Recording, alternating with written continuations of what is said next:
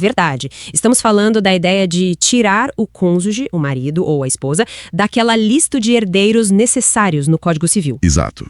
E a nossa missão aqui é tentar entender o que está em jogo com isso. Quer dizer, como é que a lei funciona hoje para heranças, né? O que essa proposta quer mudar mesmo? E quais seriam os impactos? As consequências disso, né? Sim. Ok, vamos lá. Vamos tentar desvendar isso. Porque assim, no papel parece uma coisa, mas as implicações para a segurança de quem fica, do cônjuge que sobrevive, podem ser enormes, certo? Como é que é hoje? Olha, hoje a lei brasileira define quem são os tais herdeiros necessários. Basicamente, filhos, netos, esses são os descendentes. Certo. Pais, avós, que são os ascendentes. E, ponto crucial aqui, o cônjuge, marido ou esposa. Ok. Isso quer dizer que, no mínimo, metade de tudo que a pessoa deixou, patrimônio dela, essa metade é a chamada parte legítima. Ela é garantida para esses herdeiros necessários. Metade garantida para eles. E a outra metade é a parte disponível. Com essa, a pessoa pode fazer o que quiser em testamento, deixar para um amigo, para uma instituição, enfim. Mas o ponto é, hoje, o cônjuge tem um lugarzinho reservado ali na herança, por lei. Então, tem tipo uma rede de segurança legal para o cônjuge na herança automaticamente? Exatamente. É interessante ver como a lei atual tenta equilibrar as coisas, sabe? Tenta respeitar a vontade de quem construiu o patrimônio, mas ao mesmo tempo não deixar desamparada a família mais próxima. E o cônjuge é visto como parte essencial dessa família. E a proposta que a gente está analisando, ela mexe justamente aí, né? Quais são as mudanças principais que estão pensando em fazer? São basicamente duas grandes alterações na mesa. A primeira é tirar o cônjuge lá do artigo 1845, que é a lista dos herdeiros necessários. Ficariam só os descendentes e ascendentes. Só filhos, netos, pais, avós, o cônjuge sairia dessa lista obrigatória. Isso. E a segunda mudança, que é talvez até mais impactante, a possibilidade de acabar com essa divisão entre parte legítima e parte disponível. Peraí, como assim? Acabar com a divisão, isso significaria que a pessoa poderia, sei lá, deixar 100% de tudo para outra pessoa em testamento, ignorando completamente o cônjuge, mesmo depois de, sei lá, 30 anos de casados? Exatamente isso. É aí que a coisa fica mesmo interessante e complexa. A liberdade de quem faz o testamento seria, total. Nossa. Por outro lado, né, imagina o potencial para briga. Disputa judicial. Principalmente em casamentos muito longos, ou naqueles casos em que um contribuiu muito mais financeiramente que o outro. E isso, claro, joga uma luz enorme numa outra questão. Qual? O regime de bens escolhido no casamento. Ele passaria a ter um peso ainda maior, entende? Faz todo sentido. Se a proteção automática da herança some, o que vale é o que foi combinado lá atrás no casamento. Como ficaria, por exemplo, na comunhão parcial, que é o mais comum, versus a separação total? Então, na comunhão parcial, o cônjuge continua com a ameação. Ou seja, metade dos bens que foram comprados durante o casamento é dele ou dela.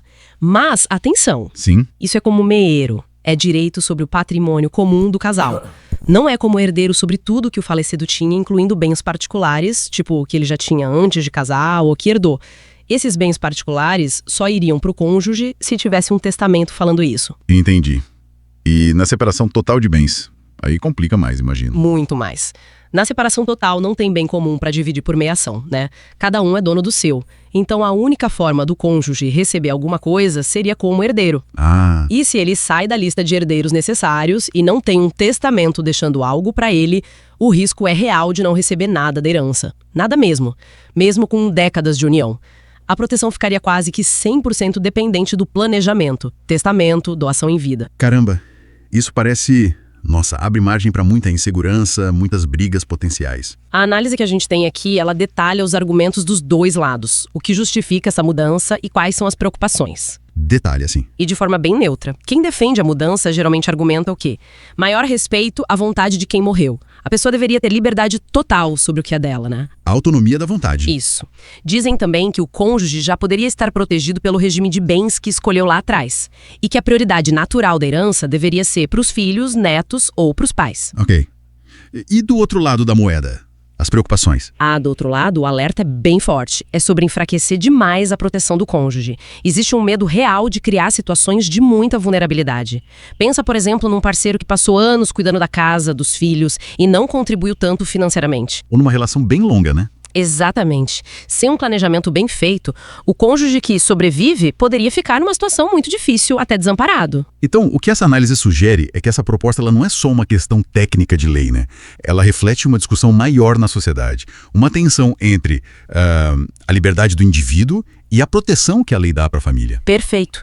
Se a gente olhar o quadro maior, é isso. Essa proposta entra em debates muito atuais sobre qual é o papel do casamento hoje em dia na hora da herança.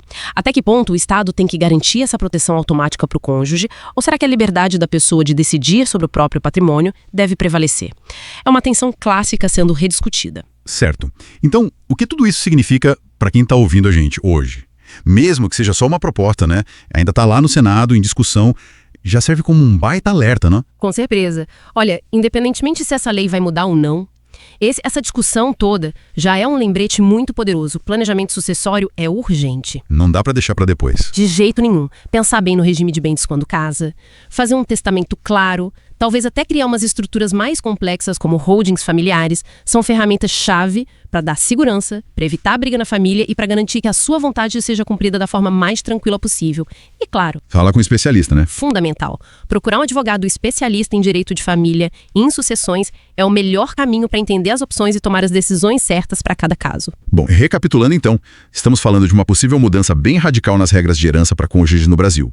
E isso só reforça, de forma bem dramática, a importância de não adiar o planejamento patrimonial, o planejamento sucessório. E talvez a reflexão final seja essa, sabe? A simples existência dessa discussão já devia acender uma luzinha. Não dá para adiar esse planejamento. Cuidar do futuro do patrimônio, da segurança de quem a gente ama, no fundo, é um ato de responsabilidade, né? Fica essa reflexão então, que vai até além da proposta em si. Será que as estruturas e os planos que a gente tem hoje nas nossas vidas são mesmo suficientes para proteger as pessoas com quem a gente escolheu dividir o caminho? É algo para se pensar.